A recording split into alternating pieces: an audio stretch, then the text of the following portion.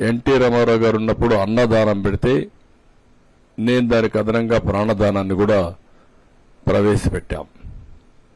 అన్నదానానికి ఇప్పుడు 2,000 కోట్లు కార్పస్ కూడా ఉంది.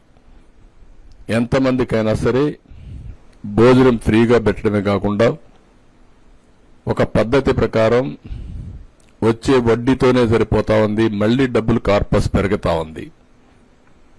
అన్నదానంలో కూడా మీరు చూస్తే ప్రాణదానం కూడా కార్పస్ పెరుగుతా ఉంది, రోజు రోజుకు పెరుగుతా ఉంది.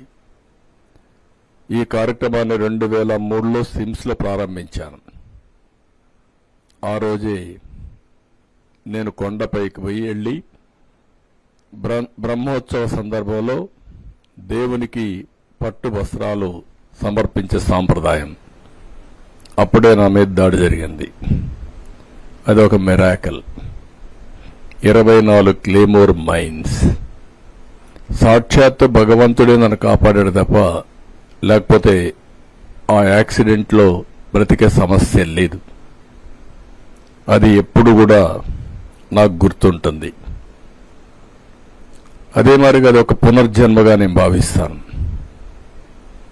అందుకే నేను ఏ పని చేసినా ఒక పవిత్రంగా 2 నిమిషాలు వెంకటేశ్వర స్వామిని తలుచుకొని చేస్తాను.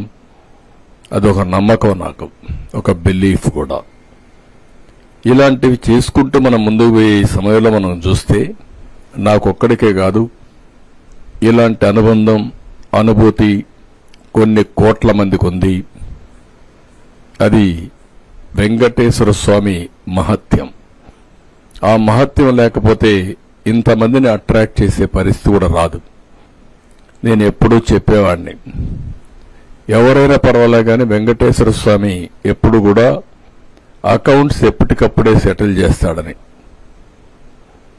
ఇదే సమయంలో మీరు ఒకసారి చూస్తే రాజశేఖర రెడ్డి గారు ఉన్నప్పుడు 7 కొండల్ని 5 కొండలను అంటేనే, ఒక మాట అంటేనే నేను చాలా ఫైట్ చేశాను.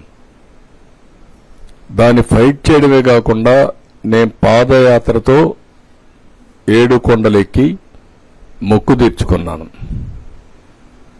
ఎందుకంటే ఒక నమ్మకంతో ఏ పని చేసినా, పోరాటం చేసినా, అవన్నీ చేశాం. ఎన్నో ఆందోళనలు చేశాం దేవుడి పవిత్రత కాపాడడానికి.